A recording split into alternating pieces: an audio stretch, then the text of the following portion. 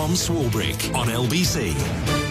10 to 6, Friday evening, Tom Swarbrick on LBC means, as you know, one thing. Gather the family around the radio and warm the cockles of your hearts with this fun-filled festive fable from Simon Mark's American Week.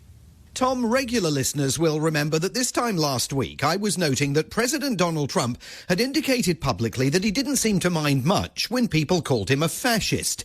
It came during his face-to-face meeting with the mayor-elect of New York City, Democratic Socialist Zoran Mamdani. Mr. Mamdani had previously called Donald Trump a despot and a fascist.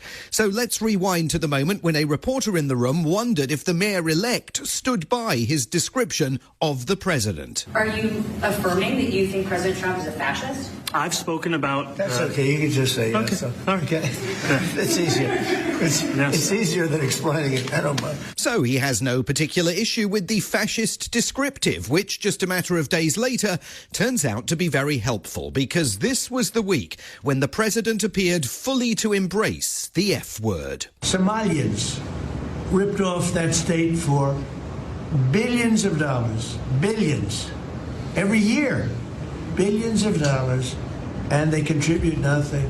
That is Donald Trump speaking during a made-for-television cabinet meeting on Monday. The New York Times described his comments about more than 60,000 Somalis living in Minnesota as raw nativism. That's certainly one way to describe them, or we could all just stop pussyfooting around and acknowledge that the president was indeed sounding the clarion call of racist fascism. I don't want them in our country, I'll be honest with you, okay? Somebody would say, oh, that's not politically correct. I don't care. I don't want them in our country. Their country's no good for a reason. Their country stinks. We're going to go the wrong way if we keep taking in garbage into our country. That's just the beginning. Next, he turned his attention to Congresswoman Ilhan Omar, a left-wing Democrat from Minnesota who happens to have been born in Somalia. Her family was admitted to America as refugees when she was 13, and he's got a real thing about her. Ilhan Omar is garbage. She's garbage. Her friends are garbage. These aren't people that work. These aren't people that say, let's go, come on, let's make this place great. These are people that do nothing but complain. You know, they came from paradise, and they said, this isn't paradise. But when they come from hell, and they complain, and do nothing but bitch, we don't want them in our country. Let them go back to where they came from and fix it. Thank you very much, everybody. The reliable applause there of the president's entirely compliant cabinet, similar to Germany's in 1939, roaring their approval for the bigotry of a despot they shower with praise. Listen to what Kristi Noem, the Secretary of Homeland Security, overseeing the president's mass deportation program, had to say earlier in that cabinet meeting as she reviewed the year that is wrapping up. 2 million people have gone home already. The people that were here illegally, you've removed from our country and sent home. And we're going to send more home for the holidays, too, and make sure that they get to be with their families in their countries. Yes. Mostly the bad ones. That's right. Focus is the bad ones. That's right. And there are a lot of them. They're terrible, horrible people. Within hours, she announced that she was deploying at least 100 more agents from ICE, the Immigration and Customs Enforcement Division of the U.S. government, to Minnesota. They will specifically start rooting out members of the Somali community there. Ms. Noem claimed, without providing a scintilla of evidence, that half of all visa holders in the state had secured their travel documents fraudulently. Jacob Fry is the Democrat mayor of Minneapolis. Minneapolis is proud to be home to the largest Somali community in the entire country. They've been here for decades in many instances. They're entrepreneurs and fathers. They benefit both the culture and the economic resilience of our city. Targeting Somali people means that due process will be violated. Mistakes will be made.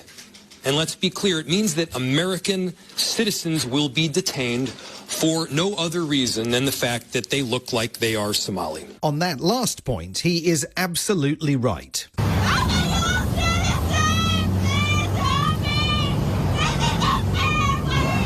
In Key Largo, Florida on Wednesday morning, a woman shouted, "I'm a US citizen, please help me, this is not fair," as a photographer from the Miami Herald filmed the scene. Dressed in medical scrubs, she appeared to be driving to or from work until ICE agents surrounded her car and ordered her to identify herself.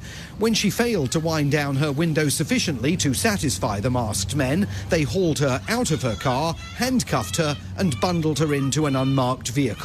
They later released her after confirming that she was indeed an American citizen. The Department of Homeland Security said she had been stopped because her boyfriend is an illegal alien, although he was not with her, and they offered no proof to support that contention. Refugee admissions into the country right now are essentially at zero. White House Press Secretary Caroline Leavitt announcing this week that after a 29-year-old Afghan allegedly shot 2 members of the National Guard in Washington last month, killing one of them, the United States, a country built by immigrants, welcomed here by the Statue of Liberty, is completely closing down. The hard truth is that even when it comes to our legal immigration system, past presidents have failed to ensure that all prospective citizens love America, will add value and contribute to our communities, and will assimilate into our culture.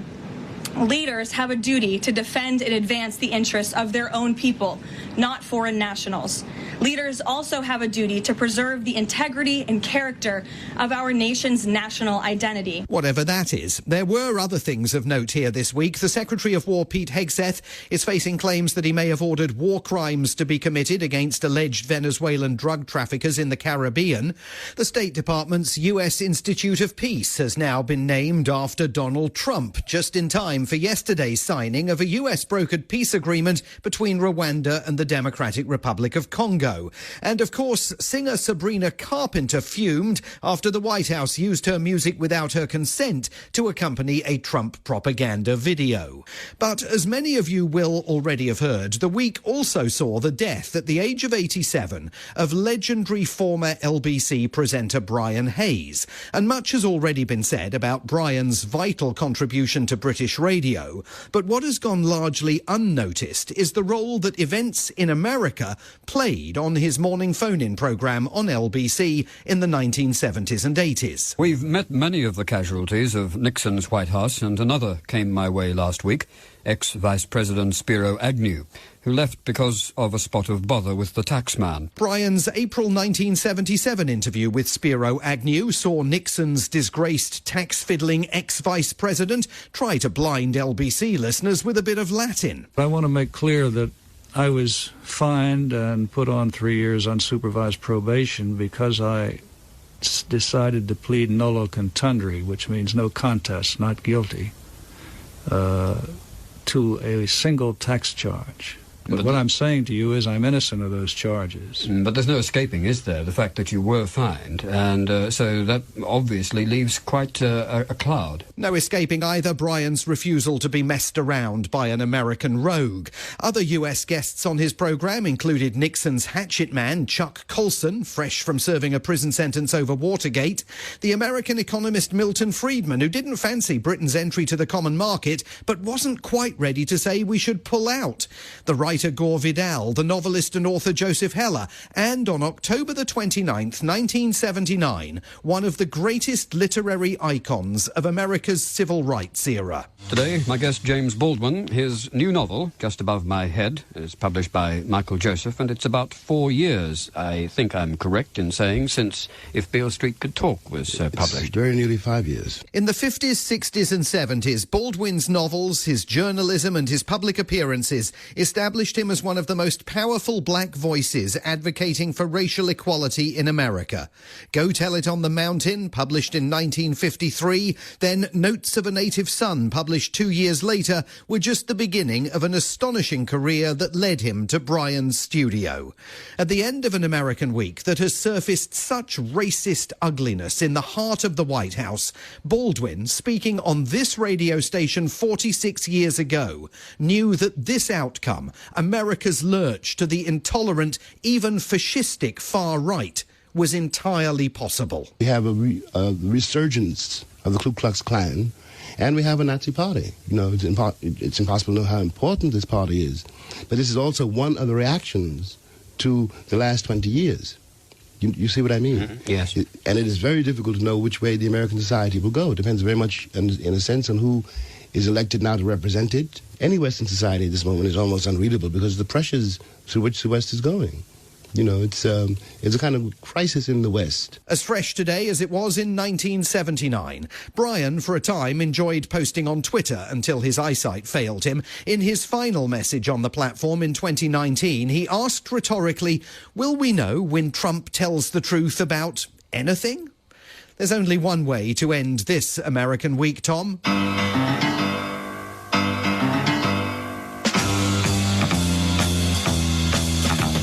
With perhaps for the last time on LBC, the theme that announced each morning that Brian Hayes, often with his American guests, was in the house.